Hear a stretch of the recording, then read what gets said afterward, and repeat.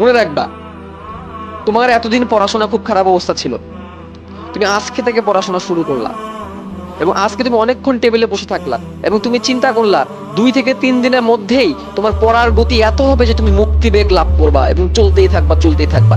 এরকম তুমি যদি চিন্তা করো বাবা, তাহলে খুব তাড়াতাড়ি তোমার শেষ বেগ একদম শূন্য হবে।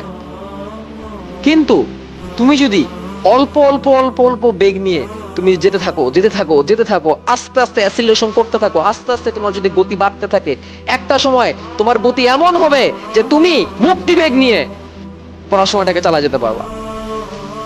কিন্তু তুমি যদি চিন্তা করো যে আজকে আমি শুরু করছি, আজকে আমি একদম হাই স্পিডে চলতে থাকবো, আজকে আমি একদম 8 ঘন্টা পড়ে ফেলবো, আজকে আমার প্রোডাক্টিভিটি একদম 80% হবে, তাহলে বাবা খুব তাড়াতাড়ি তোমার থেমে যাওয়া লাগবে। কিন্তু তুমি 10%, 15%, 20%, 25%, 30%, 35%, 40% করে থাকো, একদিন ছেড়ে তোমার 90% যাবে ইনশাআল্লাহ। বাট সেজন্য তোমাকে ধৈর্য ধরতে হবে।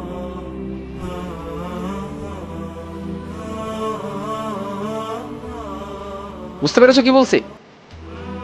মনে রাখবা, একটা ডিম ফুটে বাচ্চা বের হওয়ার জন্য মিনিমাম 21 দিন সময় লাগে।